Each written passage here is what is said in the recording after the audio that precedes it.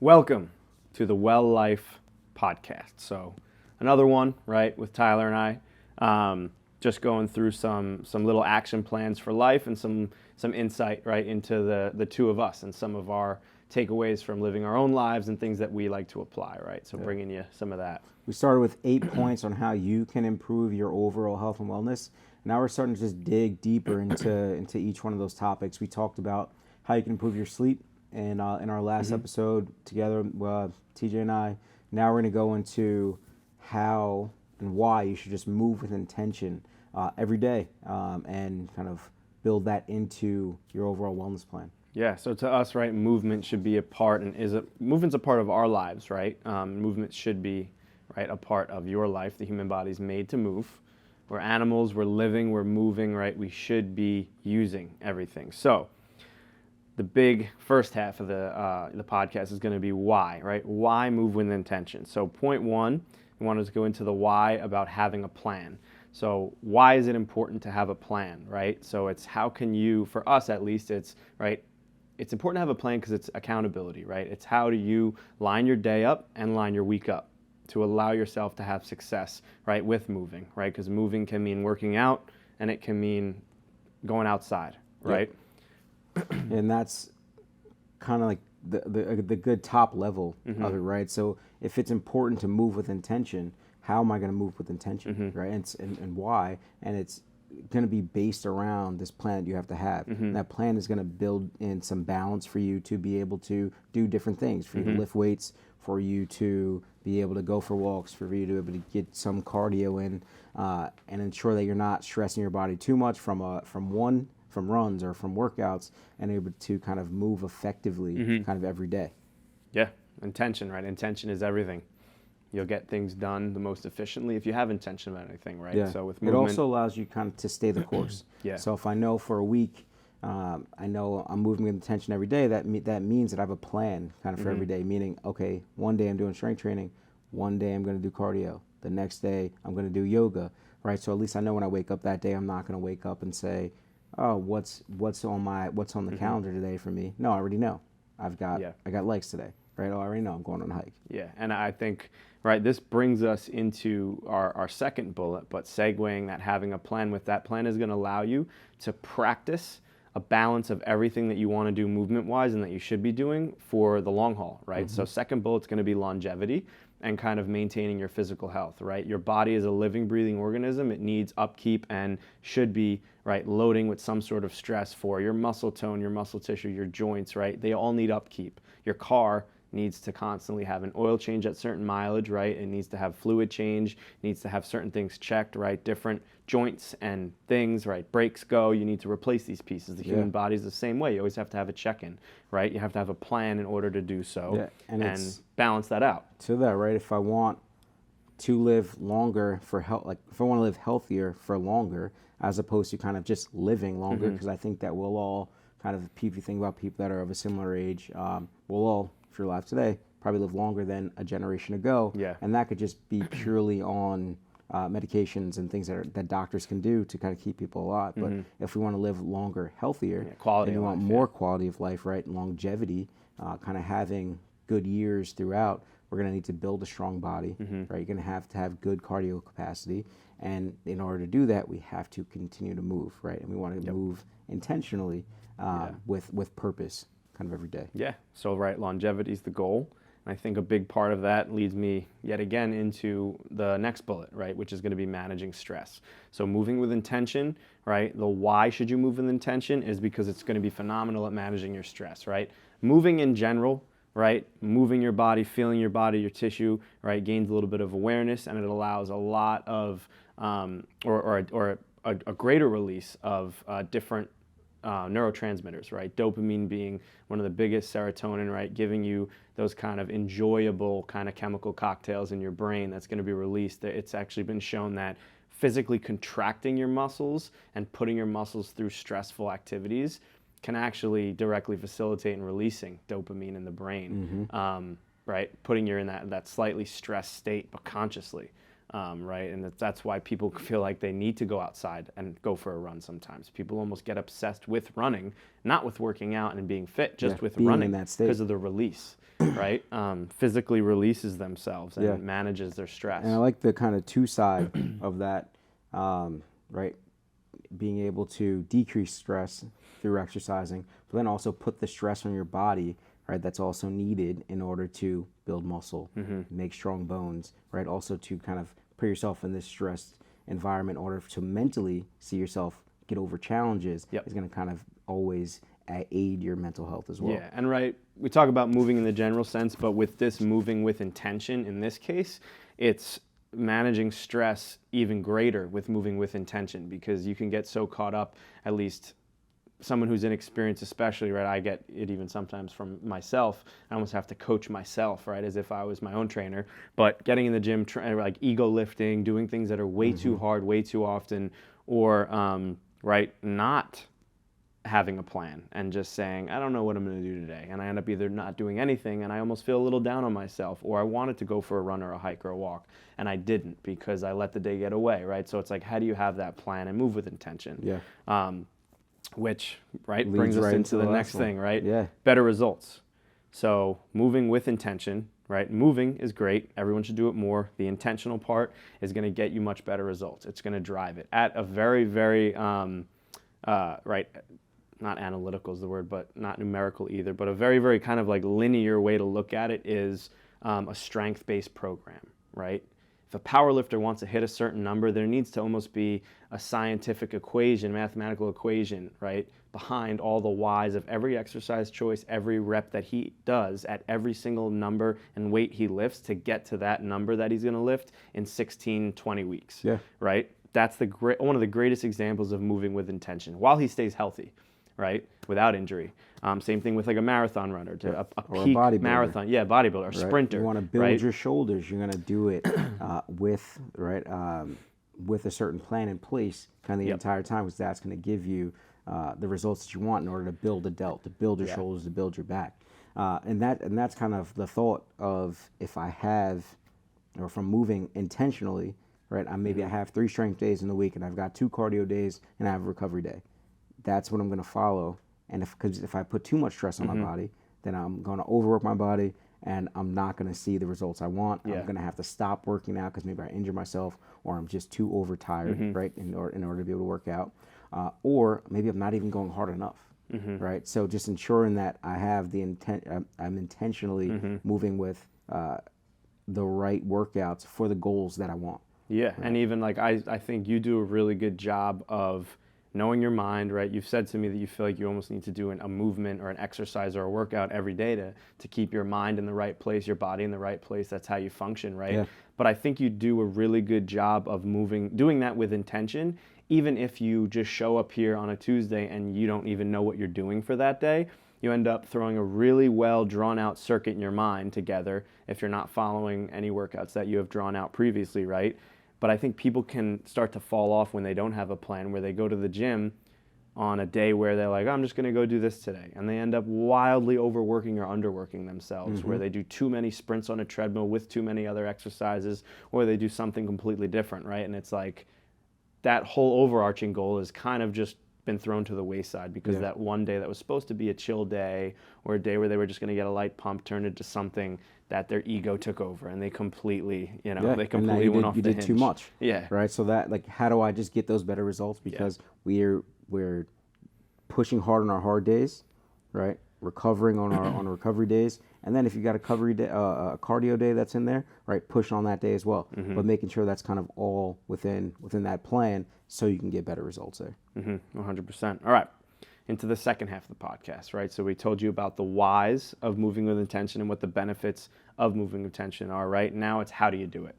What are some ways, right? We're going to give you kind of 4 core points to how to move with intention, right? You could probably guess some of them. Some of them are pretty straightforward. The first point, then this can kind of be used as we kind of put in that first plan, as your plan. Like a framework. Right? What's my plan kind of for the week? Very high level, but what can I follow in order to move with intention, right, through a week, through a month, or some period? So it's almost kind of in order, right? These 4 are going to be in order of kind of most important to us and what should be obtained first as the biggest, right, changers in the game for yourself, and then kind of add-ins as we go down. So number one's going to be working out with intention and strength training, right? Because your body is going to get the fullest, probably, right, the most efficient workout when you're strength training, when you're combining exercises, when you're putting your body through these motions, the muscle ranges of motions, right? Physically loading your tissue, loading your joints, creating that adaptability, the movement capacity, right?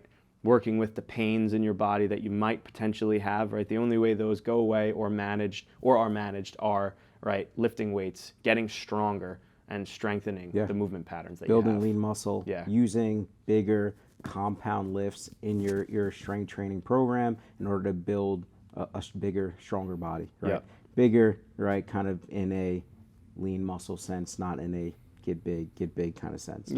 But just allowing yourself to work through proper strength training in order to build strong muscles, build strong bones. And I would say that we would recommend that happening, right, 3 to 4 to 5, depending on your split, kind of days a week, at least hitting that many days of strength training. Yeah, and I would say too, right, not because we are trainers and we own a gym, but because I wish I had a trainer like myself or like Tyler to show me when I was younger to really go through movements, right? Strength training can be the most intimidating and complex. So I would recommend you find somebody or find a program or something that's going to teach you a really good basis, kind of in the direction of the goals that you want, whether you're an athlete, a wannabe powerlifter, or a bodybuilder. Find something in those realms and really start to pick the brains of people around you, or hire a trainer for yourself, because it's going to put you in the best spot to be intentional about it and not just, for lack of better words, screw around in the gym, right? You're going to figure out things on your own, but it might take you 3 years to learn what you'd learn in 3 months with someone. And you want to be able to comfortably do those bigger workouts, right? So you want to be able to squat, deadlift, press, and you want to be able to do them efficiently, right? So if you're not doing them or you're doing them with improper form, you're not helping yourself. So, finding a trainer, finding some way to learn how to properly do those bigger lifts will help you greatly in a strength training standpoint. So on to our next point, right? Kind of on the side, probably the most common form of any type of moving that we see, right, is cardio. Any type of generalized cardio, right? We're talking about more in mid-range, right? Getting the heart rate up, getting the lungs working, right? Getting yourself out of breath, sweating. Any type of cardio, right? It can be combined with weights, which is kind of our style here with training, right? We'll throw in the occasional runs, but going for a run, right? Not overdoing it too fast, running with intention, right? Building up to a running capacity. If you want to run 2, 3, 4, 5 miles, right? There's those extreme stresses that can be put on the body if you also don't handle your cardio capacity that well either, right? You know, when you feel your feet and ankles are killing you and your lungs are burning and you're coughing the next day because you ran way too much the day before, right?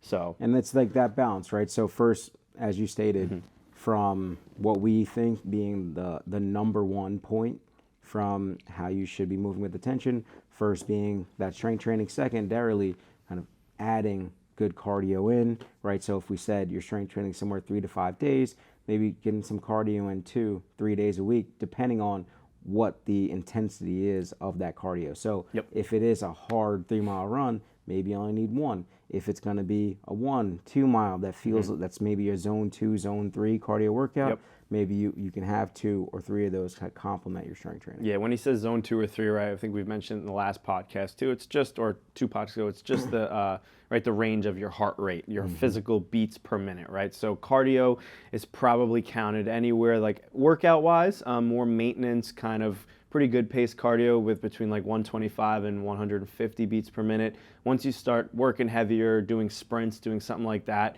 your heart rate's going to get closer to its peak, and that's just putting a lot more of like a stressed response on your body as your heart rate gets up there. But we still want to work those high capacities and percentages of your heart rate where it might be approaching 170, 180, 190 beats per minute, right, for some of us. And that's part of it. So we kind of mentioned having some of that mid-range cardio, and then it's, hey, do I want to add 1 day, right, of something that's high intensity? Getting you in that zone 4, zone 5, maybe a much shorter workout, works very well with strength training, right? Because you're not going to be essentially overworking the legs or losing too much from that. It actually it's a more of a catabolic workout or an anabolic workout doing strength training as opposed to just breaking down because you went for a 5-mile run. So you can do a 20-minute, maybe 15, 20-minute high-intensity interval workout as well, which could be sprinting, could be something using some weights as well in order to get that cardio movement in. Yeah, cool. Love it. And then, right, going down the list kind of to more lower intensity threshold. The third one of the how, right, could be just, setting yourself an achievement of moving more with walking, right? Walking, hiking, getting outside, finding added movement throughout your day.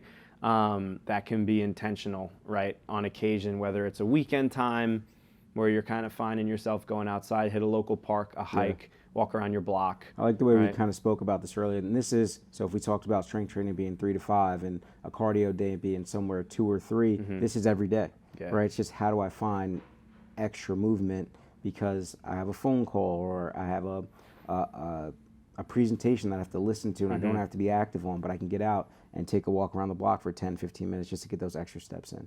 I think it's a really, really good and can be, obviously depending on what your situation, easily adapted into your day schedule, but you just have to find and kind of work for that. You have to put it or put it in your day, make it be a part of your day. Yeah, and it could be 5 minutes and when you wake up. It could be an hour at night, right? It could be whenever, lunch break for work, right? Anything.